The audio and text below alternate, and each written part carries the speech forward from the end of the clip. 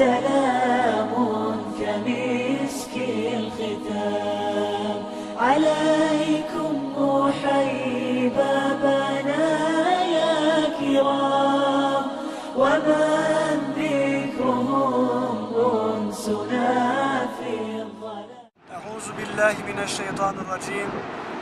بسم الله الرحمن الرحيم. الحمد لله رب العالمين. والصلاة والسلام على أمير الأنبياء والمرسلين محمد بن Abdullah عليه الصلاة والسلام وعلى أهل بيت الطيبين الطاهرين وعلى أصحابهم والتابعين ومن تبعهم بإحسان إلى يوم الدين. Genau heute vor 3 Jahren, oder besser gesagt vor 2 Jahren, haben wir auf dem Berg Herr mit unserem Koran Projekt angefangen. Wir haben heute den 26. Ramazan 1433.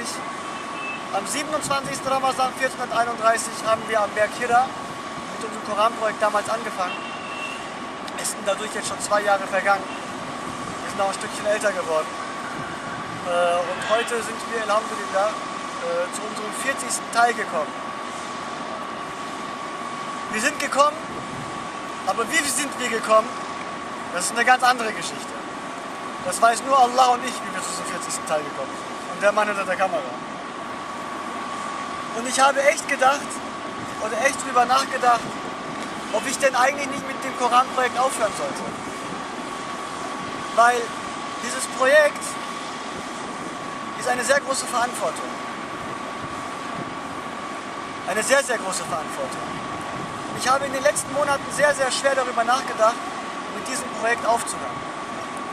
Aber einige Brüder und Schwestern haben schon gesagt, dass das Projekt auf jeden Fall weitergeführt werden sollte, weil dadurch sehr viel Profit genommen werden kann. Weil wir geben, Alhamdulillah, auch sehr, sehr viele Informationen weiter. Aber umso mehr man macht, umso mehr man dieses Projekt sich reingeht, umso mehr man sich in den Heiligen Koran, in den Hazreti Koran, vertieft, umso mehr merkt man eigentlich, vor was für einem Ozean man steht. Und vor allem, was für eine krasse Verantwortung man hat. Ich meine, die größte Wissenschaft dieser Welt ist die Wissenschaft des Heiligen Korans. Und wenn man sich in diese Wissenschaft reinversetzt, ich sag's nochmal, es ist wie ein Ozean ohne Ufer. Und es ist auch eine Sache der Verantwortung. Man muss sehr, sehr wichtig, man muss sehr, sehr aufpassen, was man sagt. Weil es gibt sehr, sehr viele Brüder auch in Deutschland bei uns, die warten unbedingt nur, bis du einen Fehler machst. Okay? Nein, wir sind Menschen und wir machen Fehler. Wir werden immer wieder Fehler machen. Und das ist diejenigen, die sich in die Dawa-Arbeit, in die Tabligh-Arbeit, in die Verkündungsarbeit, in der Hakk Islamiyya sich reinversetzen, vor allem schon fast in der Vorderposition sind, vor allem diese Koran-Sachen. Das sind Leute, die werden immer wieder kritisiert werden. Und manchmal hat mich diese Sache schon so bedrückt, dass ich gesagt habe, ja, dann machen wir es halt nicht. Das ist doch gar kein Problem. Es gibt genug Leute, die sich um den Heiligen Koran beschäftigen. Und wenn die Leute sich darüber sich kümmern wollen, dann schlagen sie einfach die Bücher auf und, okay, dann haben sie ihre Information. Alhamdulillah, in Deutschland ist es ja auch so, dass die Literatur sich in islamwissenschaftlichen Bereichen sich sehr, sehr vermehrt hat. Und die Leute, die sich wollen, holen sich Koraninterpretation von Mohammed Rasul oder von Ibn Kathir gibt es heute sogar schon Koranübersetzung. Daher habe ich schon letzten Monat sehr oft gedacht, dieses Koran-Projekt abzubrechen. Aber es ist halt so, eine Kraft sagt, wir sollen weitermachen. Ich kann das nicht beschreiben. Wallahi al-Azim, ich habe eigentlich keine Lust drauf. Die Verantwortung ist sehr groß. Aber irgendwas drückt und sagt, mach einfach weiter, mal gucken, was passiert. Und so sind wir heute, Alhamdulillah, wie auch in unserem vorigen Vortrag, in das 39. Projekt, in der Sodat al-Fil, jetzt Alhamdulillah zu unserem 40. Teil des Koran-Projekts gekommen. Und mal gucken, wo Allah Ta'ala uns ermöglicht, diese Projekte noch weiterzuführen. Türkei, Mekka, Medina, waren wir ja schon. Medina noch nicht, aber in Türkei waren wir schon mit dem Koran-Projekt. In Deutschland in verschiedenen Stellen. Vielleicht machen wir irgendwann mal in Holland, in Frankreich. Ja, nee. Es ist eine Wissenschaft, die wir hier weitergehen. Wo unterschiedliche Leute dort profitieren können. An erster Stelle natürlich ich. Ich merke ja von Projekt zu Projekt, von Tag zu Tag mehr, vor was für einem Ozean, wie gesagt, man steht. Und heute sind wir am 26. Tag des Ramazans nach 2 Jahren zu unserem 40. Projekt bekommen. Wenn Allah es will, und ich habe es so geplant, möchte ich für dieses Koran-Projekt 23 Jahre, also inshallah, wenn ich mal, ich bin jetzt 30, dann müsste ich dann halt 53 sein, 2 Jahre weggerechnet, 51 sein, mit 51 Jahren würde dieses Koran-Projekt dann, inshallah, wenn Allah es will, wenn ich überhaupt Nerven dazu habe und wenn ich die Kraft dazu habe und Allah mir die Kraft gibt, mit 51 Jahren, mit 23 Jahren, genau dem Projekt entsprechend des Propheten beenden. Nach Sebeb bin Nusul, nach der Herabsendung der Sure, auch in der gleichen Zeitspanne wie der Prophet das von Jibril von Allah Ta'ala erhalten hat, damit wir den Geist, den Maqsad, den Zweck von Allah Ta'ala vielleicht ein bisschen nur näher kommen können. Wir sind jetzt Alhamdulillah zu unserer 21. Sure gekommen, in unserem Projekt natürlich. Im Musab ist das die Sure 106. Und wann ist diese Sure herabgesandt worden? Am Ende des 2. Jahres. Wo befinden wir uns gerade im Koran-Projekt? Am Ende des 2. Jahres. Am Ende des 2. Jahres und inshallah ab übermorgen, ab Anfang des 3. Jahres. Und genau zu dieser Zeit kam die Sure Kuraysch. Yani, wenn wir die heute das Jahr 2012 haben, müssen wir sagen, im Jahre 612 kam ungefähr circa, Wallahu alam, die Sure Kuraysch. Bismillahirrahmanirrahim. Allah Ta'ala sagt, Li ilafi Kuraysch. Und nochmals möchte ich betonen, diese Sure, die ich vorher gemacht habe, die Sure Al-Fil und die Sure Al-Kuraysch, sind 2 unzertrennliche Suren. Unzertrennliche Suren. Weil was in der Sure Alam tara fa'ala rabbuka bi ashabil fil erklärt wird in der Sure Al-Kuraysch nochmal erklärt, erläutert. Die Tafsir so gesehen, der Alam tara ist so gesehen fast, kann man so gesehen sagen, die Sure Al-Kuraysch. Umar ibn al-Khattab radiyallahu an hat sogar Alam tara Sura, die Sure Alam tara Kefa, also die Sure Al-Fil und die Sure Kuraysch in einem Rekat ohne Besmele gelesen. Das heißt nicht, dass das 2 Suren eine Sure sind. Nein, dass das 2 unzertrennliche Suren sind. Hat Umar ibn al-Khattab radiyallahu anh in einem Rekat diese 2 Suren hintereinander ohne Bismillahirrahmanirrahim gelesen. Und daher finden wir das eigentlich auch für angemessen, für angebracht, dass wir diese Sure auch natürlich hinter der Sure viel reinsetzen. Und Allah Ta'ala sagt, Li ilafi Kuraysch. Bei der Vereinigung der Kuraysch. Bei der Vereinigung der Kuraysch. Manche sagen sogar, dass Li ila, das Lam ist hier, so zu deuten. Zumindest aufgrund dessen, dass Li, wird sogar einige Gelehrten sagen, mit der Sure Fil verbunden. Li ilafi, aufgrund dessen der Sure Fil, Li ilafi Kuraysch, bei der Vereinigung der Kuraysch. Alam tara ist vorher und dann kommt das Le, Li ilafi. Zumindest dafür, denkt darüber nach, aufgrund dessen, bei der Vereinigung der Kuraysch. Daran sollen sie denken. Das, was sie gemacht haben, wie Allah Ta'ala sie damals von Ebrehe gerettet hat. Denkt daran nach und dann bei der Vereinigung der Kuraysch. Ilaf heißt Vereinigung. Ilaf heißt Vereinigung. Und so ein Dings gebe ich euch mal hier, wie sagt man so schön, eine Schablone, ein Muster. Ohne Handel gibt es keine Kuraysch. Die Kuraysch, wer ist die Kuraysch? Die Kuraysch ist der größte Stamm von Mekkatul Mukarrama damals gewesen. Ohne Handel gibt es keine Kuraysch. Und ohne Ilaf, was ist Ilaf? Ohne der Vereinigung gibt es, was? Kein Handel. Ohne Vereinigung kein Handel und ohne Handel keine Kuraysch. Dafür Li ilafi Kuraysch, für die Vereinigung der Kuraysch. Und ohne was gibt es keine Vereinigung? Ohne der Kaba gibt es keine Vereinigung. Ohne der Kaba gibt es keine Vereinigung. Ohne der Vereinigung gibt es keinen Handel. Und ohne Handel gibt es nicht was? gibt es keine Kuraysch. Und ohne Allah gibt es keine Kaba. Daher, li ilafi Kuraysch, bei der Vereinigung der Kuraysch. Und wer sind die Kuraysch? Kuraysch ist der Urstamm von Mekka gewesen. Der Vater von dem war Qusay bin Kilab gewesen. Nach einigen Gelehrten Qusay bin Kilab, der vom Jahre 400 bis 480 nach Christus gelebt hat.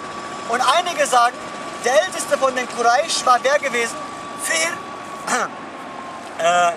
Fir bin Malik.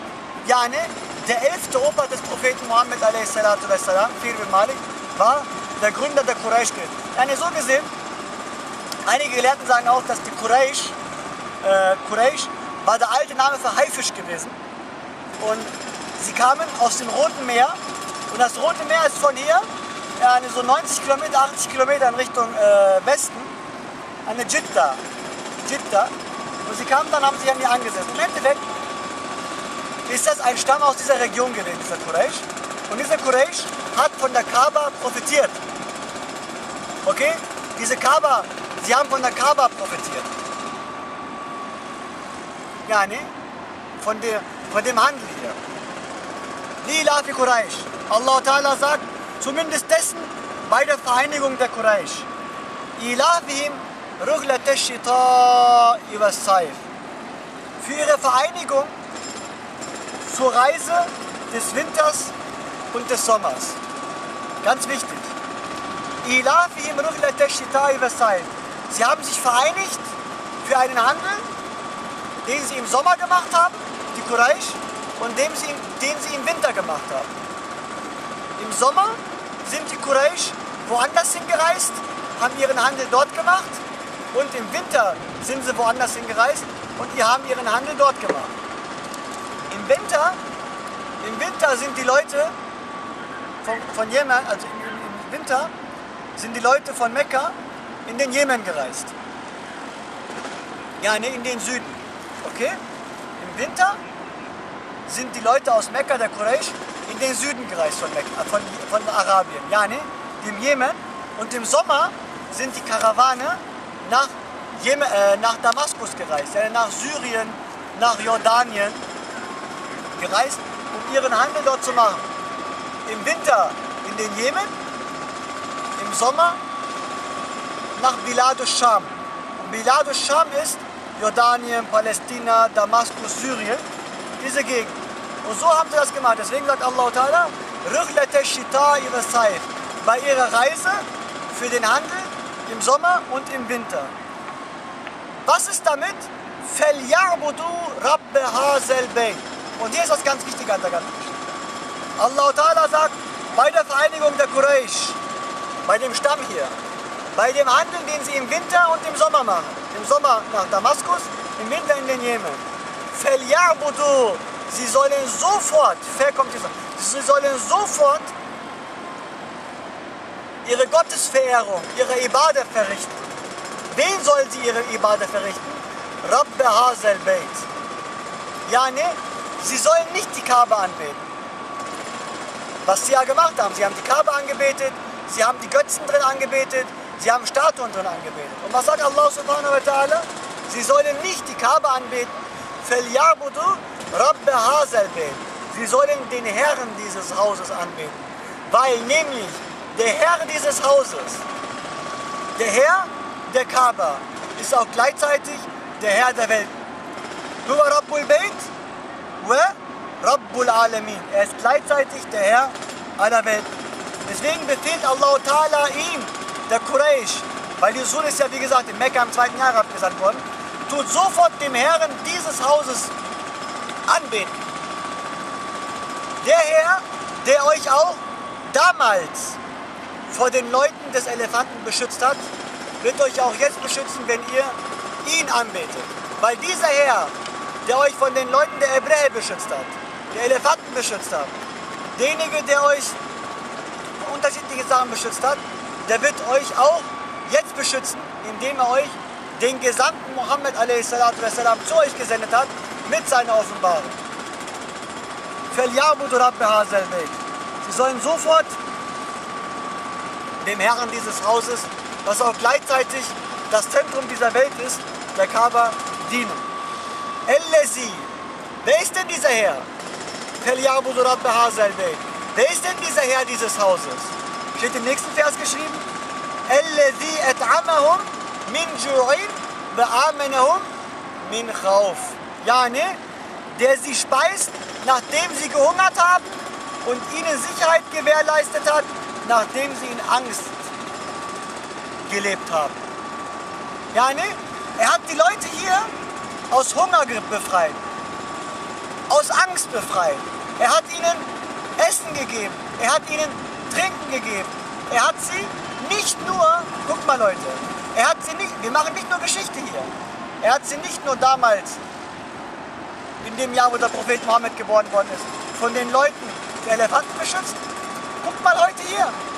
Wir sind hier an eins der trockensten Punkte der Welt. Wir leben hier auf Steinen und auf Sand. Mekka ist umzingelt von Steinen, Granitsteinen. Wenn ihr mal irgendwann mal hierher kommen solltet, dann werdet ihr hier sehen, dass das hier alles Granitsteine sind. Das ist alles hier Lava, ja, das ist Stein, ja. Und die ganze Region befindet sich, ist aus Stein, ja. Hier ist alles Stein. Und was passiert? Guckt euch die Pilger hier an. Millionen, also letztes Jahr um diese Zeit, im Jahre 632 im Ramazan, haben sich in Mekka 6 Millionen Pilger befunden. 6 Millionen. Und das war keine Pilgerzeit. Und diese Pilger hinter uns, die Leute, diese Gäste des allbarmherzigen Herrn von Allah, sind mitten in der Wüste und Allah Ta'ala versorgt sie. Jetzt eben gerade vor 1,5 Stunden haben wir Iftar hier gemacht, haben wir unser Fasten gebrochen und jeder hat hier mindestens 5, 6 Datteln gegessen. Wisst ihr, was das hier bedeutet, 5, 6 Datteln zu verteilen an 5 Millionen Menschen hier? Und diese Leute hier, die trinken Semsem-Wasser. Jeden Tag, literweise. Jeder von diesen Leuten, die hier sind, bringt 10 Liter Semsem mit nach Hause. Und das seit 4.800 Jahren. Mindestens 4.800 Jahren. Was ist das? Allah Ta'ala tut eins der trockensten Punkte der Welt gewährleisten für Sicherheit und Angst und Hunger tut das befreien. Ja. Alhamdulillah. Das ist auch ein anderes Thema für sich. Und deswegen sagt Allah Ta'ala, er ist der Herr, Allah subhanahu wa ta'ala ist der Herr, Rabb hazal Beit, yani, Allazi at'amahum min ju'in wa amanahum min khawf. Derjenige, der sie speist, nachdem sie gehungert haben und ihnen Sicherheit gewährleistet, nachdem sie in Angst gelebt haben. Und Mekka ist Alhamdulillah heute noch sicher. Deswegen steht im Koran geschrieben, Bahazal Beladil Amin. Mekka ist sicher. Diejenigen, die nach Mekka kommen, sind sicher. Okay, es gibt natürlich sehr, sehr viele, ich sag mal, Idioten hier, die Leute, die hier beraubt werden und so. Aber die Mekka ist eine sichere Stadt. Die Leute sind nicht sicher hier. Mekka ist an sich sicher. Mekka gibt den Menschen eine Art von Sicherheit. Aber die Leute hier sind es leider nicht, aber einige davon. Und diese einigen wenigen, die wirklich sehr, sehr, ich sag mal, Deutsch reden, asozial sich hier verhalten, sie stechen halt aus der Menge raus. Aber im Kontext ist natürlich das nicht der Fall. Und so sagt es Allah Ta'ala auch. Es ist hier eine Sicherheit, für eine Sicherheit gewährleistete Stadt, genau wie es im Koran steht, Bahazal Beladil Amin. Und Allah Ta'ala sagt, eigentlich mit dieser Surah, den Leuten aus Mekka damals, so wie Allah sie im diesseitigen und weltlichen von Hunger und Angst beschützte von den Leuten des Elefanten, so hat Allah Ta'ala der Kuraysch, der Qura, wenn man Haulaha, der Mutter der Stadt und ihre Umgebung, jetzt einen Propheten Mohammed geschickt, der in diesem Haus hier unter uns damals geboren worden ist. Und Allah Ta'ala möchte, dass die Leute nicht nur in dieser Welt, yani im Dunya, im Diesseitlichen, beschützt werden, sondern dass Allah Ta'ala sie im Jenseits, im Achiret beschützt. Daher hat Allah Ta'ala ihnen, nicht nur ihnen, der ganze Menschheit den Propheten Mohammed a.s. geschickt. Weil im Koran geschrieben steht, ja Mohammed, wir haben dich nichts für was anderes geschickt, außer als eine Barmherzigkeit für alle Welt. Und so wie Allah Ta'ala uns die Sicherheit gewährleistet, uns aus Angst schützt, beziehungsweise uns vor Hunger schützt, vor Durst schützt, möchte Allah Ta'ala von den Menschen allsamt, nachdem er ihnen den letzten aller Propheten Mohammed geschickt hat, nachdem er ihnen den Propheten Mohammed a.s. geschickt hat, dass die Menschen nach ihrem Tod am Tage des jüngsten Gerichts die gleiche Gewährleistung haben. Yani, dass sie nach dem Tod keine Angst mehr haben, dass sie nach dem Tod keinen Hunger mehr haben, dass sie nach dem Tod keinen Durst mehr haben. Aber Allah Ta'ala will nur eins dafür von uns, und zwar, dass wir im Auftrag des Islams arbeiten, dass wir den Propheten Mohammed, den letzten aller Propheten, nachdem es keine Propheten mehr gibt, befolgen, und dass wir der Scharia, die Allah Ta'ala, seinen letzten Propheten Mohammed a.s. herabgesandt hat, ja, dem letzten aller Bücher, dem Buch aller Bücher, dem Gesetz aller Gesetze befolgen, ja, der Grundordnung des heiligen Korans. Und wenn wir das machen, gewährleistet uns Allah Ta'ala das sichere Leben im Paradies. Genau wie Allah Ta'ala damals die Hebräer, die Mekkaner beschützt hat, wird er uns am jüngsten Gericht beschützen. Und damals, genau wie Allah Ta'ala den Leuten der Kuraysch ihre Gaben gegeben hat, aufgrund von Mekka, wird Allah Ta'ala uns, wenn wir den Herrn dieser Kaba, ja, den Herrn aller Welten, in seinem Wort befolgen, inshallah Ta'ala, wenn er es natürlich will, ins Paradies als Belohnung reinbringen. Nach Dua, inshallah, dass wir mit unserem Projekt weitermachen. Unsere anderen Projekte werden natürlich ein bisschen länger gehen, wenn Allah Ta'ala es will, dass wir das weitermachen. Und übt, inshallah. Yani, ich mache mir meine eigenen Notizen aus diesen Sachen. Wenn wir mit diesem Projekt weitermachen und die kommt immer wieder mit, dann wird ihr nach einer bestimmten Jahreszeit ein sehr, sehr großes Wissen bekommen. Ein sehr, sehr großes Wissen bekommen. Und wir sind alles Talibul Koran. Wir sind alle Schüler des Korans. Wir sind alle Studenten des Korans. Und wir sitzen alle am dem Tisch des Korans. Ich, er, alle, wir sitzen am Tisch des Korans. Und der Lehrer ist hier nur eins. Der Lehrer ist der heilige Koran mit dem Propheten Mohammed a.s., der uns immer wieder bis zum Tag des jüngsten Gerichts die Scharia Allahs uns in allen Zeiten predigen wird. Subhana rabbika rabbil izzati amma yasifun, wassalamun ala al-mursalin, walhamdulillahi rabbil alamin.